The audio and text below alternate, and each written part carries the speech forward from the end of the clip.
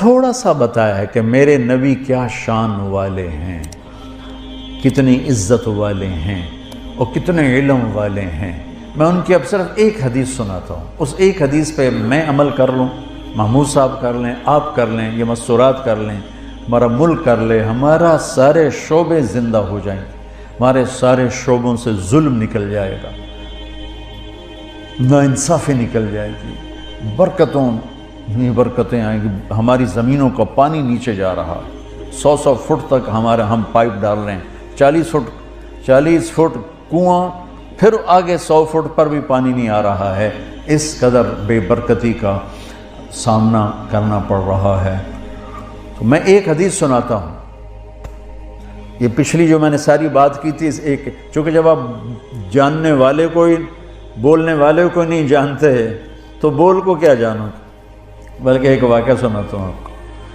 عبد الخالق تھے، وہ D I G retire ہوئے، میرے بڑے اچھے دوست تھے، تو وہ پروموٹ ہوئے فیصل آباد سے، ایس ایس پی سے ڈی آئی جی پروموٹ ہوئے، تو یہاں کافی سروس کر کے گئے تھے، وہ آگے 4 مہینے لگانے، تو اس وقت یہاں ظفر لک میرا اسکول کا بڑا اچھا دوست تھا، سینٹرل ماڈل اسکول میں ہم اکٹھے پڑھے، 1 سال میں آگے تھا، وہ پیچھے تھا، لیکن ہمارا ہاسٹل میں کمرہ ایک تھا۔ میں نے اس سے کہا چلو تو میں ظفر سے ملاتا ہوں، وہ کہنے لگا میرا وہ بیچ میٹ ہے، میں نے کہا میرا اسکول میٹ، چلو۔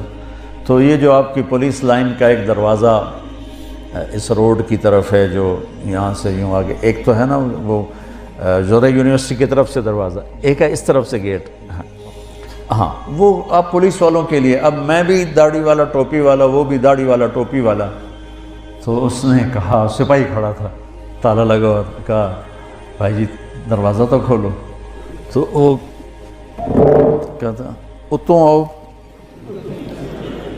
بڑے اتوں آؤ، اسے کیا خبر کہ یہ بلا کھڑی ہوئی ہے، پولیس والے کے لیے، سپاہی کے لیے تو ڈی آئی جی بڑی بلا ہے، معذرت کے ساتھ محمود صاحب سے، انہوں نے کہا 2 صوفی صاحب نے میرا کی کر سکتے، اچھا جون کا مہینہ تھا، شدید گرم، انہوں نے پھر کہا بھائی تیری بڑی مہربانی، کھول دے، گرمی بہت ہے، وہ دروازہ بڑا دور ہے تو یہی کھول دے۔ کہا صوفی صاحب تجھے سنیا نہیں، اتوں آؤ۔ اس نے تیسری دفعہ پھر محنت کی کہ بھائی کھول دے، تیری بڑی مہربانی، کہتا تجھے میرے مغرب پہ گئے، میرے کو چابی کوئی نہیں، آفے کو نہیں تالا لگا ہے۔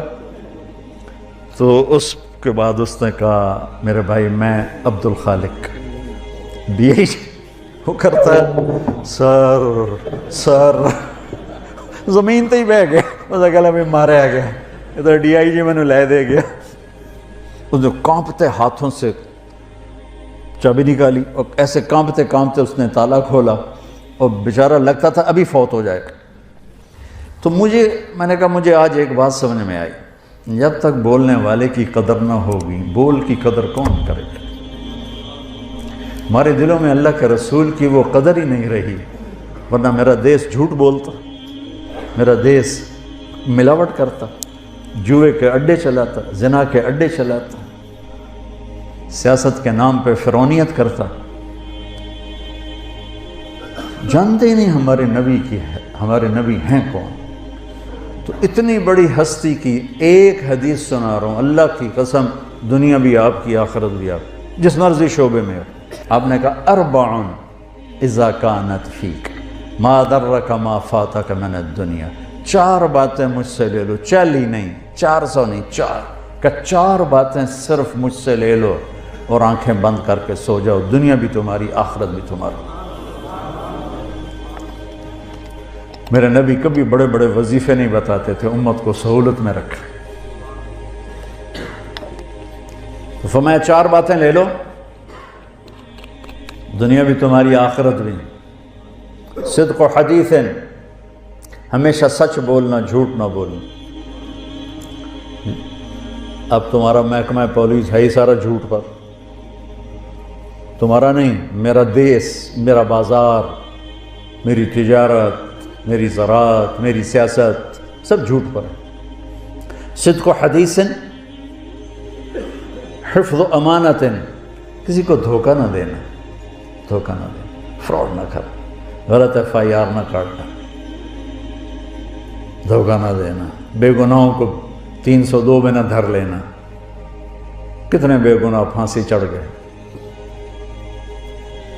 حسن و خلیقت، اخلاق اچھے رکھنا، گالیاں نہ دینا، بدتمیزی نہ کرنا، میٹھے بول سے لوگوں کے دل خریدنا، بشاشت سے مسکرانے سے لوگوں کے دلوں پہ راج کرنا۔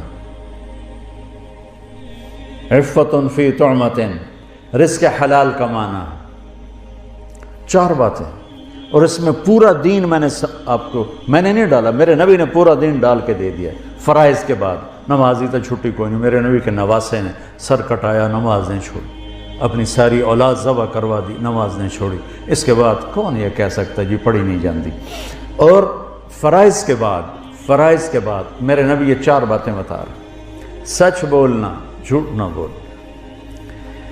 ہائے ہائے، میرے نبی نے کہا کہ اور کسی کو دھوکہ نہ دینا، دیانتداری سے چلنا۔ ان 2 صفتوں پر میرے نبی نے فرمایا کہ میرا امتی ہر گناہ کر سکتا ہے، 2 نہیں کرے گا، ایک جھوٹ کبھی نہیں بولے گا، ایک دھوکہ کبھی نہیں دے گا۔ آپ نے امید ظاہر کی، ہر گناہ ہو سکتا ہے، 2 نہیں ہوں گے، جھوٹ نہیں بولے گا، دھوکہ نہیں دے گا۔ آپ سے پوچھا گیا یا رسول اللہ مسلمان ڈرپوک ہو سکتا؟ ہم نے کہا ہاں۔ کنجوس ہو سکتا؟ ہم نے کہا ہاں۔ جھوٹ بول سکتا؟ کہ نہیں، جھوٹ نہیں بول سکتا۔ دھوکہ نہیں دے سکتا ہے، جھوٹ نہیں بول سکتا۔ میرا امتی انسان ہے، بشر ہے، مرد ہو یا عورت، کوئی بھی گناہ ہو سکتا ہے، 2 نہیں کرے گا، جھوٹ کبھی نہیں بولے گا، دھوکہ کبھی نہیں دے گا۔ تو جھوٹوں کے ماحول میں سچ بولنا جہاد ہے۔ آپ تو ایسی جہاد میں ہو، اور ایک لحاظ سے آپ کا جہاد فوج کے جہاد سے بھی زیادہ ہے۔ فوج کا جہاد تو ہے جب ضرورت پڑے، اور آپ کو روزانہ جہاد کرنا پڑتا ہے، اور آپ کی 24 گھنٹے کی جاب ہے، آپ فون بند نہیں کر سکتے، آپ کی وردی اتری ہو تو بھی آپ وردی میں ہوتے ہیں، اور تنخواہیں آپ کی تھوڑی تھوڑی ہیں، اور مشقت آپ کی اتنی ہے، اور اوپر سے کوئی آپ کی تعریف کرنے والا نہیں، سب آپ کو گالیاں دینے والے ہیں، برا بھلا کہنے والے ہیں۔ حالانکہ آپ کا شعبہ ہی بندگی اور عبادت ہے، اور آپ کے اندر بڑے بڑے اولیاء ہیں جو گھٹ گھٹ کے پس کے چٹنی روٹی کھا کے موت کا گلے لگاتے ہیں اور حرام نہیں کرتے۔ یہ جنید بغدادی کے جیسے لوگوں کے ساتھ اٹھائے جائیں، یہ شیخ عبد القادر جیلانی جیسے لوگوں کے ساتھ اٹھائے جائیں گے جو اس محکمے میں، ایک تو ساری زندگی آپ کی جہاد ہے، ایک جہاد سرحدوں کا ہے، ایک جہاد اندر کا ہے۔ پھر انتہائی مقدس ہستی حضرت عمر فاروق نے پولیس کے محکمے کی بنیاد رکھی تھی۔ نبوی دور میں، صدیقی دور میں پولیس نہیں تھی۔ حضرت عمر نے اپنے جب خلافت 22 لاکھ مربع میل میں پھیل گئی اور مختلف علاقے قومیں داخل ہوئے اور پھر وہ انتشار ہونے لگے، تو پھر آپ نے محکمہ پولیس کی بنیاد رکھی۔ بہت بابرکت ہستی نے آپ کے محکمے کی بنیاد رکھی ہے۔ میں آپ کو تمام محکموں میں سب سے زیادہ ستایا ہوا سمجھتا ہوں، جو آپ پر اتنے پریشر ہوتے ہیں، کبھی سیاستدانوں کا، کبھی افسروں کا، کبھی مقامی لوگوں کا، اور اس میں پھر آپ کو ذلیل کرنا الگ اور ٹرانسفر کروا دینا الگ، اور جھوٹے خبریں لگوانا الگ۔ تو کچھ پھر پولیس والوں سے بھی ہو جاتا ہے، کوئی فرشتے تو آپ بھی نہیں ہیں، لیکن آپ یقین مانیں جس تکلیف سے آپ گزرتے ہیں اس کے مقابلے میں تو سپاہی کی تنخواہ بھی 1 لاکھ ہونی چاہیے۔ یا تو بیچارہ ایسا کتنی تنخواہ ہوتی؟ 50,000 فرما رہے ہیں۔ میرے بس میں ہو تو میں تو سپاہی کی تنخواہ بھی 1 لاکھ کر، کہ ان کی جو یہ بیچارے دھکے کھاتے ہیں،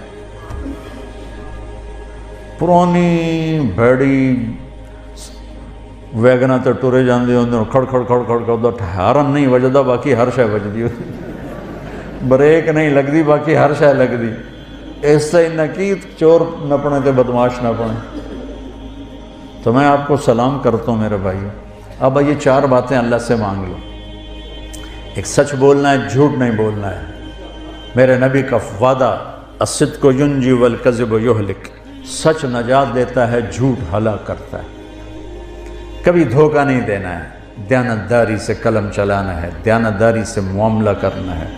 میرے نبی نے فرمایا، اب دیکھو میرے نبی کی 2 صفتیں ہائی لائٹ ہوئیں، صادق امین، سچا اور دیانتدار۔ اگر آپ مجھ سے سوال کرو نا کہ مولانا صاحب اسلام کو 2 لفظوں میں بتاؤ، تو میرے پاس 2 لفظ ہیں، سچائی اور امانت داری۔ اور آپ مجھ سے پوچھو کفر کو 2 لفظوں میں بتاؤ، تو میرے پاس 2 لفظ ہیں، جھوٹ اور دھوکے بازی۔ اور تیسرا بھائی اپنے اخلاق اچھے کرو، آنے والوں کے ساتھ، آنے والے مظلوم بھی ہوتے ہیں تو ظالم ہوتے ہیں، مظلوم آتا ہے لیکن وہ ظالم بن کے جاتا ہے، ایک آدمی کی واردات ہوتی ہے 5 بے گناہوں کو لکھاتا ہے، تو ہمارا تو مظلوم بھی ظالم ہے۔ آپ کی ڈیوٹی بہت سخت ہے، خوب اللہ کا روزانہ تھانہ ڈیوٹی پر جانے سے پہلے 2 نفل پڑھ کے گئے کرو کہ یا اللہ میرے ذریعے سے کسی پہ ظلم نہ ہو، زیادتی نہ ہو۔ تو دیانتداری اور سچائی یا آپ کو 4 چاند لگا دے گی، اور اچھے اخلاق۔ آپ کا مسکرا کے ملنا بھی صدقہ ہے۔ میرے نبی نے فرمایا ابتساموں کا فی وجہ اخی کا صدقہ، تو اپنے مسلمان بھائی کو مسکرا کے مل، یہ بھی تیرے لیے صدقہ ہے۔ ماں باپ زندہ ہیں تو ان کی خدمت کرنا، ان کی دعا لینا، یہ آپ کے لیے سینکڑوں حجوں سے بہتر ہے۔ خواجہ حسن بصری نے فرمایا، ایک نوجوان کہنے لگا حج پہ جانا چاہتا ہوں، فرض حج کر لیا تھا اس نے، تو کہا تیری ماں زندہ ہے؟ کہا جی۔ اس وقت تو حج پہ جانا ایسا نا کہ 5 دن ہو کے آگے، بڑا عرصہ لگتا تھا۔ فرمایا تو اپنی ماں کے سامنے بیٹھ کے ایک ہی دسترخوان پہ کھانا کھائے اور وہ تجھے دیکھ کے خوش ہو رہی ہو، یہ میرے نزدیک تیرے نفلی حج سے زیادہ بہتر ہے۔ تو اگر آپ کے والدین زندہ ہیں، ان کی خدمت کریں، ان کی دعا لیں، ان کی دعائیں اللہ کے عرش کو ہلا دیتی۔ کہ اللہ تعالیٰ کی بارگاہ میں کسی نے بڑی جنت بنانی ہو تو اپنے ماں باپ کی دعا لے لیں۔ میرے نبی نے فرمایا جب لوگ جنت میں جا رہے ہوں گے تو اویس کرنی بھی جا رہا ہوگا۔ اویس کرنی نام سنو ہے، ماں کی خدمت سے بڑے مشہور ہیں۔ میں ان کے گاؤں بھی گیا، ان کی قوم سے بھی ملا، یمن میں جب جنگ نہیں تھی، ابھی چھوٹا سا گاؤں ہے ان کا، کالے پہاڑوں میں ہے۔ فرمایا کہ جب لوگ جنت میں جائیں گے تو اویس بھی جائے گا، جب جنت کے قریب جائیں گے تو اللہ تعالیٰ کہے گا باقی چلے جاؤ، اویس کو روک لو۔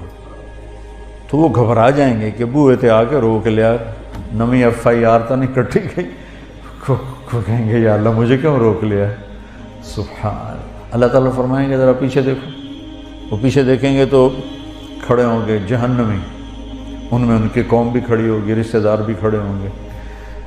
اللہ فرمائیں گے تو نے جو ماں کی خدمت کر کے میرا دل خوش کیا ہے، یہ سب جہنمی کھڑے ہیں، جس کے اوپر تو انگلی رکھے گا تیری طفیل جنت میں ڈال دو، تیری طفیل جنت میں ڈال دو۔ تو یہ اتنی بڑی بندگی ہے، اتنی بڑی رحمت ہے، تو اپنے ماں باپ کے لیے وقت نکالو۔ آپ گھروں والے ہو تو اپنے بچوں کے لیے گھر میں تھانے دار بن کے نہ جاؤ، خامد بن کے جاؤ، باپ بن کے جاؤ، بھائی بن کے جاؤ، ساری تھانے داری باہر رکھ کے آؤ، اور اپنے بچوں کو ٹائم دو، پیار دو، محبت دو، بیوی کو۔ تنخواہیں تھوڑی ہیں، مشکلات زیادہ ہیں، تو میں ایک آپ کو وظیفہ بتاتا ہوں اللہ کی بارگاہ سے رزق کے حلال دروازے کھلوانے کا، چونکہ رزق حلال، چوتھی چیز کیا ہے؟ رزق حلال۔ ایک صحابی تھے سعد بن معاذ، وہ بیٹھے تھے آپ کی محفل میں، تو میرے نبی کی نظر ان کے ہاتھوں پہ پڑی، تو وہ بڑے سخت ہارڈ قسم تھے۔ تو آپ نے کہا سعد اے کی، کہ یا رسول اللہ اپنے بچوں کے لیے روٹی کماتا ہوں اور خود اپنے ہاتھ سے کام کرتا ہوں، تو میرے ہاتھ یہ ہیوی ہارڈ ہو گئے، تو مجھے دیکھو۔ آپ نے ان کا ہاتھ پکڑا اور سب کو دکھا کے ایسے بوسہ لیا یوں، اور پھر فرمایا اگلی سنو خوشخبری، کہ بچوں کو حلال کھلاتے ہوئے جو ہاتھ ایسا ہو جائے گا اس پہ دوزخ کی آگ حرام ہو جائے گی۔ تو رزق حلال بہت بڑی دولت ہے، لیکن حلال ہمیشہ تھوڑا ہوگا، حرام ہمیشہ زیادہ ہوگا۔